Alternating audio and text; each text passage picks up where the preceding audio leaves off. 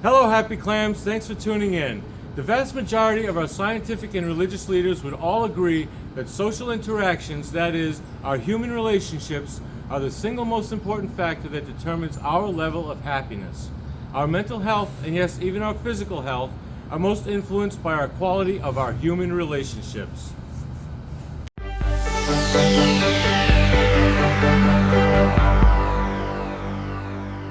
I could spend all day explaining many scientific studies that have concluded that 1, loneliness is bad, and 2, human connection is good. Good for stress reduction, good for preventing mental illness, and especially good for preventing chronic diseases of unhealthy aging, like heart disease, dementia, and memory loss. There's also mounds of evidence about how our immune systems run much better when we feel connected to others.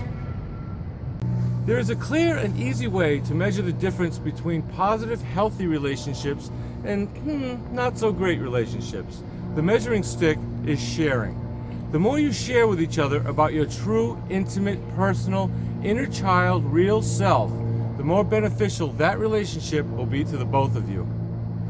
Many people have lots of relationships but remain very lonely because they share very little about themselves. Instead, they stick to inane chatter about their jobs, the weather, movies, current events, I don't know, maybe sports. You get the idea. Nothing about them, nothing real. One of my favorite 1-minute video clips of all time is of Oprah Winfrey. During her final talk show, she explains the most important things she learned over the course of doing 30,000 plus interviews on her show. She says we all seek validation. We want to be seen and heard and feel like what we say matters to at least one other person. But before the real me can be validated by another, I first have to show someone the real me. Relationships are scary because the more we share about ourselves, the more vulnerable we are. This fear of exposure can be so big and so scary that some refuse to share their real selves, even with those in their deepest, strongest, most committed relationships. They may be right. They may in fact be hurt less by others by hiding their true selves. But self-inflicted loneliness is just toxic to human health. Relationship researchers compare the health effects of loneliness to chain smoking and morbid obesity. They also tell us that 20% of Americans, 1 in 5, are chronically lonely. The harshest punishment given to prisoners in jail is solitary confinement. Given our social needs and loving nature, I call that cruel and unusual punishment. So, how can we improve our relationships to enjoy all the potential mental and physical benefits they offer? Well, listening carefully and always trying to validate others in supportive ways is a great place to start. Consider a person's best qualities, maybe even write them down before seeing that person.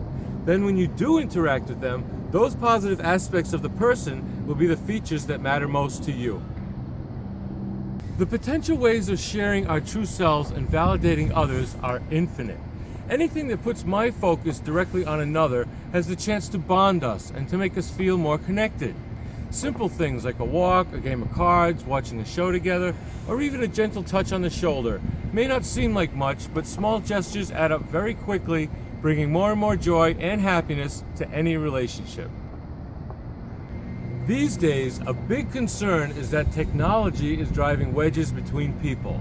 Today, it wouldn't be too hard to live our lives without ever having to be with, or speak with, or ever having to even see another person face to face.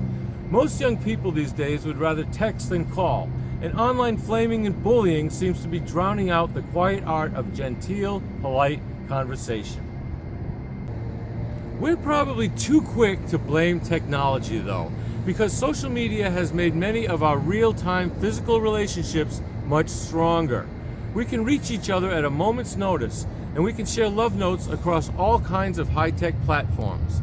Online, I've become close with cousins that I never knew, and I've been able to keep track of many dear old friends.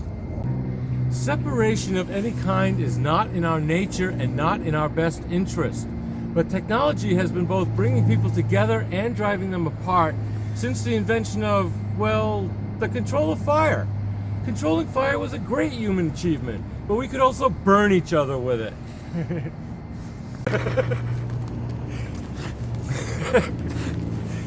Modern governments seek to grow economies and incomes, and most of our millennial young people seek fame and fortune above all other goals in life. But that is not our nature. Basic human nature has always been the same. We are social animals, and we always fare best in tight-knit, loving groups. But let's not forget about the most important relationship of all, our relationship with ourselves. Socrates said, "Know thyself," thousands of years ago, but the advice is just as sound today. To learn about yourself is to learn what makes you happy and what doesn't. Once you know that, happiness is just a string of choices based on what the real you really wants. All major religions on earth agree on one thing, the golden rule. Do unto others as you would have them do unto you. This is also at the basis of every happy relationship between people. And not only do satisfying relationships make us happier, happy people tend to be willing to share themselves more, and as a result, they have more satisfying relationships. Choose happiness!